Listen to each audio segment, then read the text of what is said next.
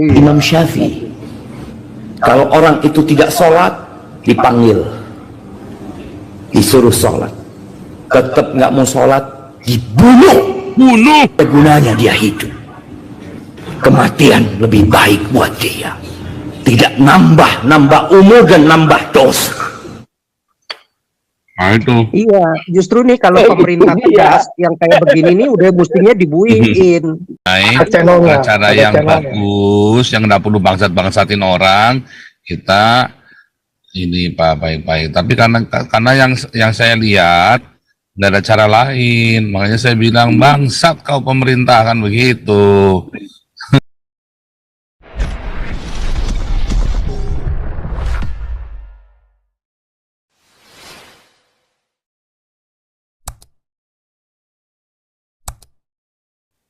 Iya, silakan. Ini Pak ulang.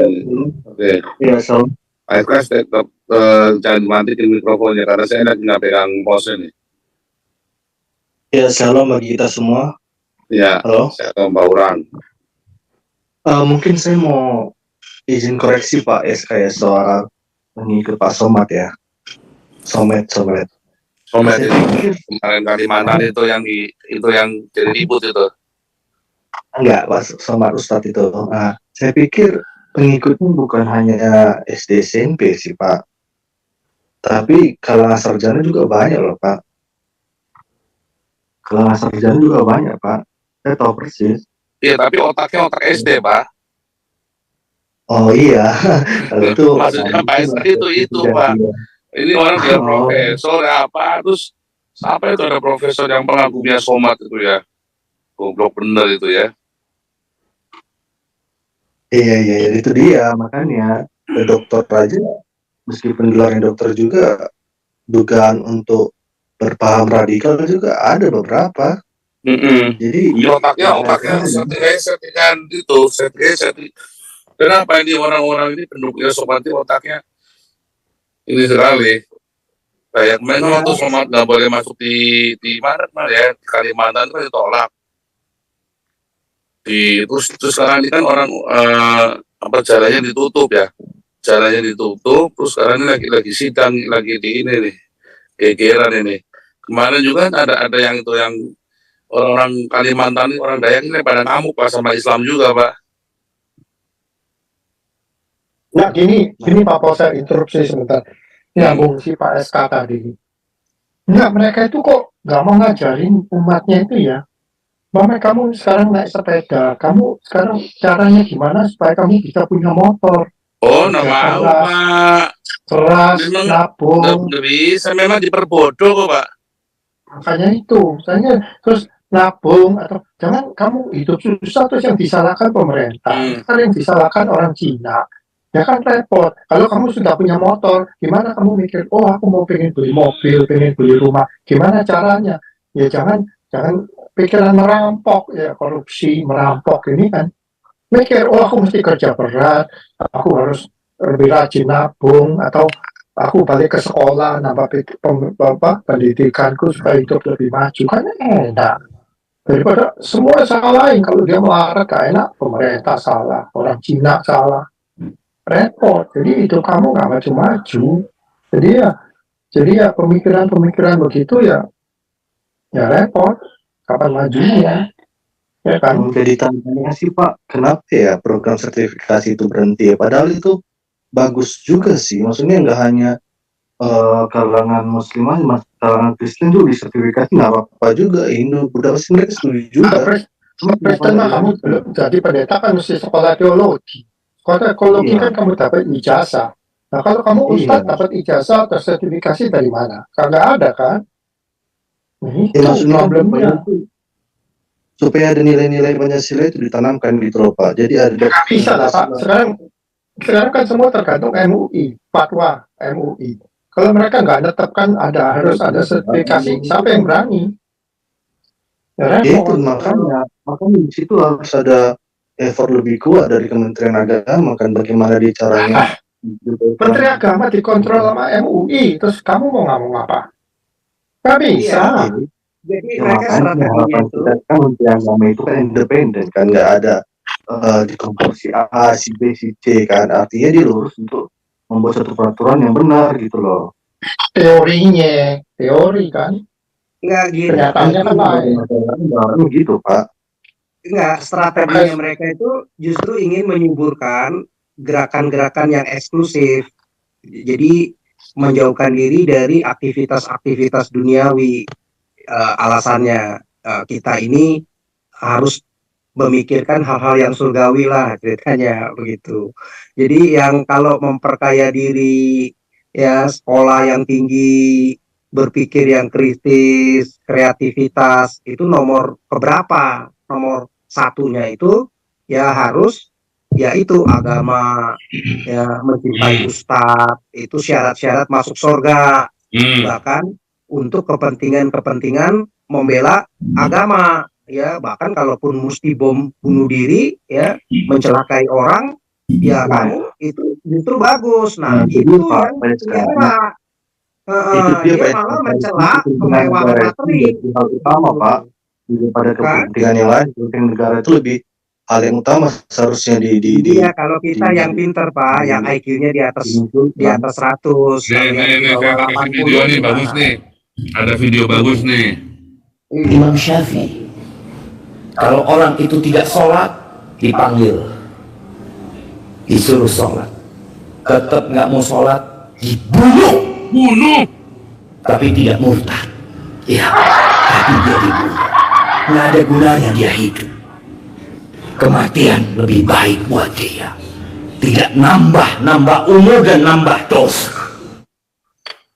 Nah itu. Iya, justru nih kalau pemerintah tegas yang kayak begini nih udah mestinya dibuiin. Dia udah kayak begini ya, kacau masyarakatnya yang masih bodoh ya jualannya kan begitu. Ya. Jualannya begitu, nggak mungkin dibikin pinter Pak Andi. Mesti dibakar tuh jenggotnya mesti dibakar tuh orang. Itu sih jenggotnya tikus kecoa. Justru mereka itu bangkitin gimana nih kita jadi persatuan dalam Islam, persaudaraan dalam Islam, solidaritas dalam Islam, pengorbanan terhadap kelompok kita, begitu. Jadi diajarin untuk radikal, bukannya, bukan diajarin kreatif, bukan diajarin kritis, diajarin produktif, begitu. Ya akhirnya ya ada makin kacau itu di mana-mana, termasuk di Rusia juga banyak nih kelompok-kelompok ini jualannya begitu. Jadi dia selalu akan terang anti kemapanan, anti barat, pokoknya anti yang kemajuan. Ya pokoknya gimana nih mereka biar jadi bodoh juga, jadi miskin kan gampang dibodohi. Supaya apa? Pemimpin-pemimpinnya ini bisa mimpin, karena kalau dia nggak membodohi orang-orang ini, ya dia nggak bisa mimpin, dia kalah kompetisi dengan yang sekuler. Kalau seperti Pak Paul yang tadi bilang, mereka ini nggak memikirkan hal-hal duniawi. Ya udah, lu masuk Kristen tuh udah diromo, nggak boleh punya harta benda, udah beres kan? Dia udah diajarin Pak, kalau Kristen kafir katanya, malah boleh. Mereka harus kawin Pak, nggak boleh nggak kawin Pak. Bapak gimana? Itu kalau nggak kawin itu dosa loh Pak. Kalau isinya nggak 4, surganya sulit loh Pak. Perempuan-perempuan yang tidak mengizinkan suaminya kawin lagi masuk neraka loh Pak. Kalau perempuan yang mengizinkan suaminya kawin lagi langsung masuk surga pahalanya Pak. Makanya itu pertanyaannya Pak Urang tadi benar. Karena ada ide sertifikasi. Itu kemana sekarang? Statusnya gimana? Karena nggak ada. MUI menetap. Kamu mendorong kamu coba deh kamu dorong MUI. Nggak bisa, yang bisa dorong cuma orang Islam. Pak Urang Kristen dia nggak bisa Bang, ada haknya. Kalau MUI itu jelas menolak, tapi kan patokan negara ini nggak hanya MUI Pak. MUI itu kan sub-lembaga dari negara ini. Jadi kalau kita semua pada mendorong agar sertifikasi itu dibuat dan disahkan, itu sangat bagus. Misalkan komponen dari masyarakat itu Kurang ini lagi mimpi yang menjatuhkan Ahok itu siapa? MUI kan. segala macam Iya, itu. paham. Saya paham. Makanya mereka itu lebih powerful dari hukum di Indonesia. Tapi saya justru mempertanyakan loh Pak, kalau dibilang MUI nggak ini, kalau MUI justru mestinya mereferensikan, seperti dia gampang banget mereferensikan untuk menangkap seseorang, termasuk ke Panji Gumilang, ada ustadz-ustadz yang khotbahnya justru ceramahnya model begini bro. Nah kenapa MUI diam? Ini kan justru membahayakan negara. Kalau Memang kesalahan kasarannya MUI, Pak. seperti itu. Ya karena justru MUI-nya yang membiarkan begitu loh. Pak, Yang justru Panji Gumilang ditangkap, yang mengajarkan yang benar-benar sadar untuk bisa maju buat negara ini. Tetapi yang model-model ustadz yang kayak gini, bom bunuh diri nggak apa-apa, bunuh-bunuh gampang banget, mengkafir-kafirkan gampang banget. Nah justru MUI-nya diam, nggak merekomendasikan kepada polisi, pemerintah, atau melaporkan. Justru kan MUI Nah, punya iya, otoritas. Ini ustadz yang ngaco nih, membahayakan Ya. Islam nih kalau kayak begini, memperburuk nama Islam, mestinya ditangkap. Nah, kenapa diam? Malah Iya. si Panji Gumilang malah justru yang Seperti- begitu getol ditangkap. itu Makanya seperti semua Buya tahu, Syakur Pak. itu udah mestinya ditangkap tapi Semua tahu, mati. Udah. Kenapa Pak Urang? Ini Pak Urang mau bicara Pak, potong itu mikronya mati-mati Pak Urang. Kenapa Pak Urang? Ya, jadi apa yang disampaikan PSK, Pak Andi itu kita semua tahu. Cuma kan maksud saya kalau kita kompak seluruh umat beragama, itu Buddha, Hindu, Kristen, Islam yang moderat segala macam, itu kompak untuk ayo nih ini ide bagus nih sertifikasi ini untuk menjamin ketahanan pertahanan negara kita. Ini bagus banget ini. Ya kita semua kompak untuk mendorong Kementerian Agama ini membuat suatu rancangan peraturan perundang-undangan agar setiap para pemuka agama ini memiliki sertifikasi yang berdasarkan Pancasila yang di-approve sama negara. Jadi MUI nggak punya kewenangan di situ. Jadi kita Nah, dorong. kan Mendak udah ngajuin Pak sertifikasi, tapi Harapnya- justru MUI-nya Anwar Abbas malah nolak. Nggak boleh ya, nggak mau. Maksudnya kita kan udah ada perwakilan tuh PGI, ya. PGI isinya orang bangsa semua. Jadi gimana? Makanya kita perlu ini Pak, solidaritas antar umat beragama semua pada mendukung nggak ini. Kalau MUI nggak mendukung ya yang lain pasti mendukung kan. Iya, justru MUI-nya kalau menurut saya mesti tegas, pemerintah ganti itu pemimpin-pemimpin yang justru merongrong kebijakan pemerintah. Pemerintah udah mengeluarkan, kan kamu bilang bagus buat sertifikasi, tetapi model Anwar Abbas menolak. Nah kan susah, akhirnya yang lain pada ikutan. Nah, Harusnya kan nggak dibubarkan jalan. MUI-nya Pak. Iya, bubarin atau Maksud saya yang dibilang PSK ini benar kan. Maksud saya kita jangan terlalu berharap sama organisasi tersebut dong, sama lembaga itu juga dong. Dibubarin Pak yang Ada benar Pak. komunitas lain, kita dorong bersama-sama bahwa ini untuk kepentingan rakyat, untuk kepentingan kita bersama, bukan untuk kepentingan 1-2 golongan, tapi untuk kepentingan kita bersama. Betul, tapi realitasnya harus lewat mana, Pak? Realitasnya harus lewat mana? Kita udah berkoar-koar lewat channel ini, tapi ya kita berusaha. Tapi yang di darat, yang di lapangan, siapa yang bisa bergerak? Nah, salah satunya kita berharap cuma PGI. Tapi PGI isinya banci sama bajingan semua. Gimana? Kita juga kehilangan harapan juga. Ya kan? enggak, mestinya presiden, kalau presidennya tegas, dia yang punya otoritas memerintah di negeri ini, kita kan orang sipil, kalau enggak nanti jadi dianggap mencampuri urusan agama lain, ya kan, mau menghancurkan Makanya nggak gini Pak, makanya sertifikasi itu bukan untuk satu golongan atau agama tertentu, tapi untuk semua golongan agama itu baik gitu loh. Tujuannya apa? Setuju. Nah, caranya bagaimana Pak Urang? Karena kan kita ini orang sipil, ya kan? Tadi Pak Adi bilang kita yakin, dari luar negeri kita udah yakin. Sekarang yang di darat ini, mungkin kita ada LBH Gios, tapi LBH Gios kan kita belum sampai ke sana. Kita kan mulai dari nol lagi sekarang ini statusnya kita ini.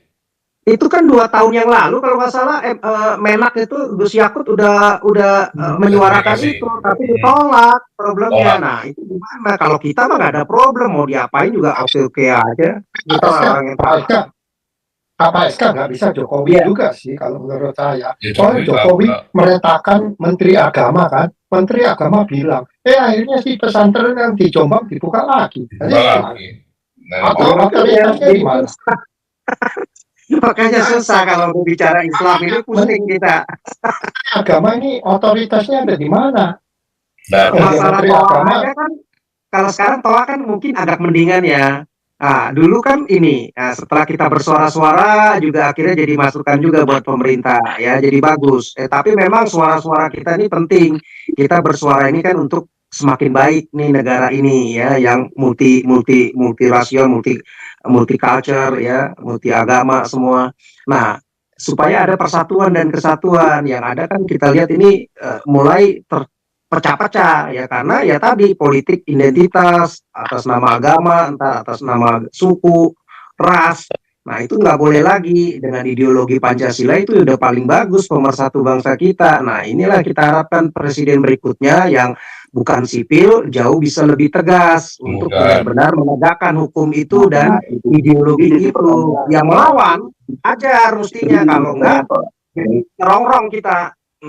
Itu dia jadi pertanyaannya, apakah Pak Prabowo akan jadi kalau Pak Orang, you punya ide gimana cara kita bergerak di daratan, ya kasih tahu kita support lah.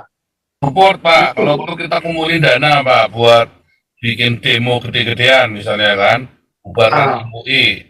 Masalah kita kan sudah mulai dari nol lagi nih saat ini nih, komunitas kita ini untuk membuat class action segala macam. Gimana Pak Urang? Kalau saya sih Pak, kalau saya sih cara berpikir saya nggak menghindari konflik. Kalau saya lebih ke diplomasi sih Pak. Kalau saya berpandangannya. Diplomasi terus Pak. Makanya itu pertanyaannya, diplomasi lewat channel apa?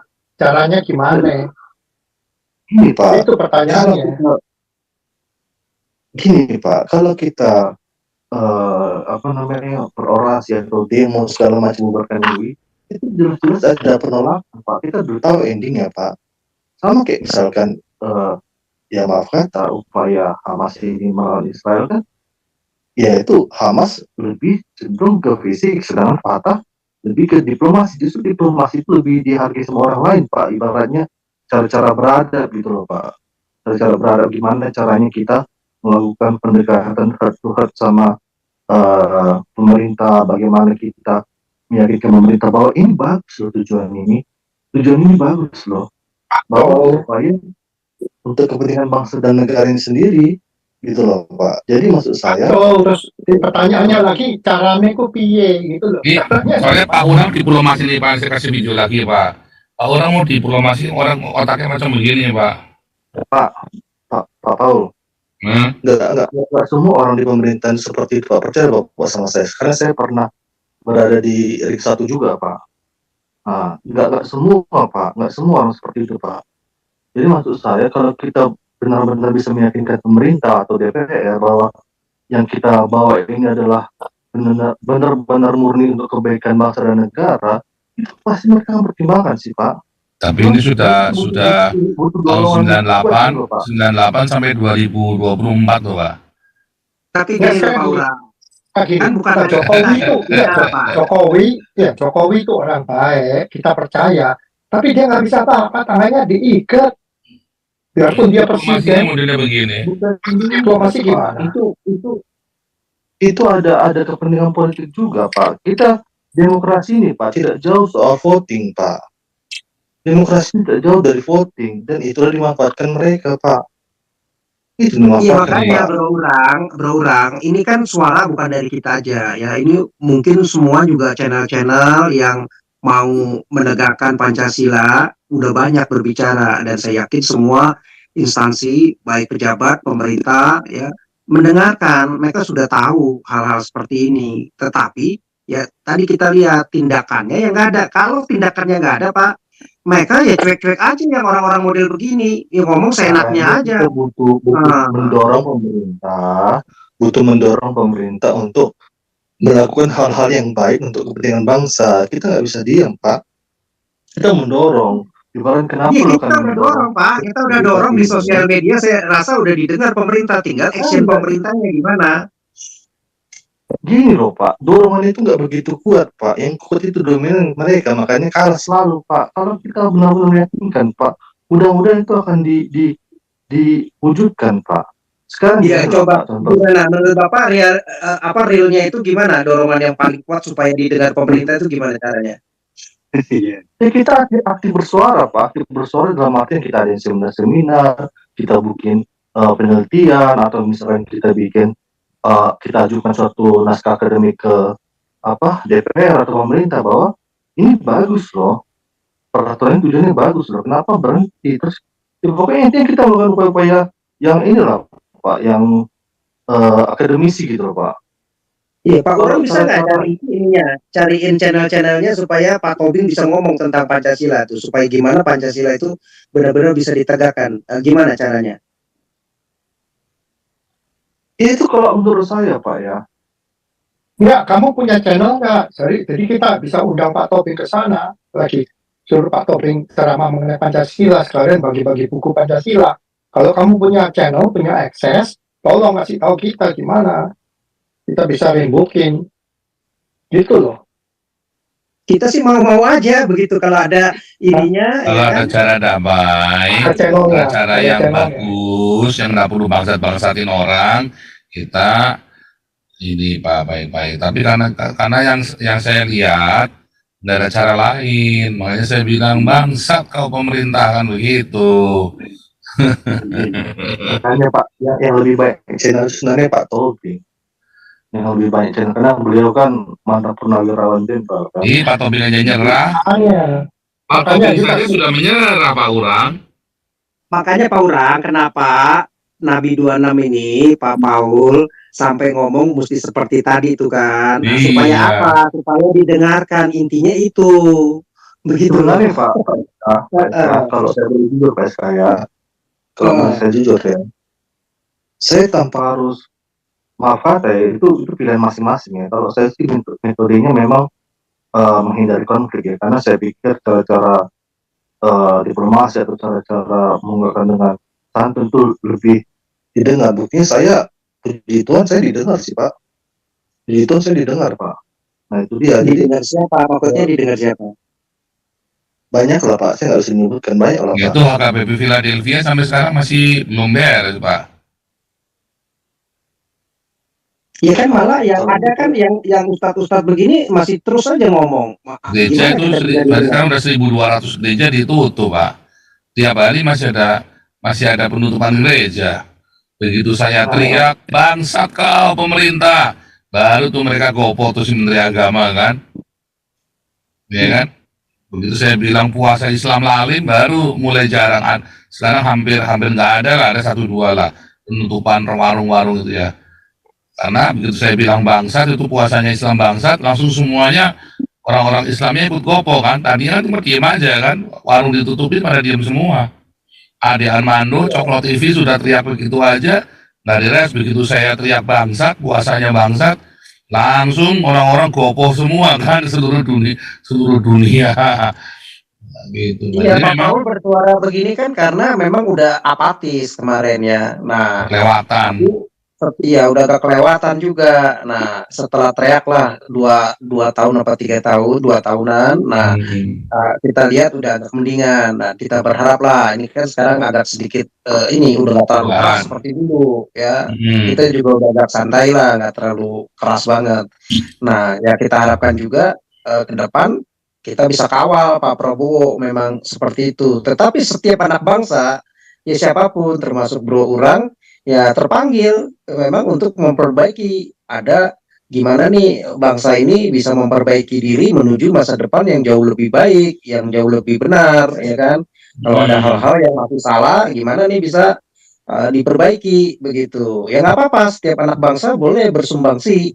Kalau tadi katakan Bro Urang ada channel-channel atau ada punya kapasitas untuk bisa menghubungi banyak instansi-instansi baik di legislatif, yudikatif maupun di pemerintahan eksekutif, bahkan sampai ring RI 1, nah itu sangat bagus, boleh kita welcome, kita tinggal susun nanti atur apa yang harus kita suarakan, kasih masukan supaya bisa didengarkan baik secara tertulis maupun secara lisan maupun seminar. Bahkan kalau perlu yang programnya Pak Tobing itu bisa menjadi masukan buat BPIP yang udah menghabiskan dana hampir 2,7 triliun, ya kita belum melihat banget sih hasilnya di masyarakat itu seperti apa begitu.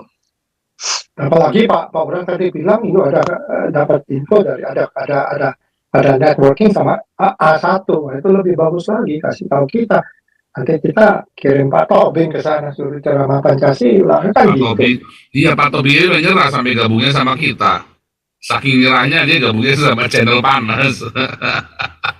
Tapi dengan masuk channel panas ini suara Pak Tobing sekarang didengar. Ya kan aneh kan?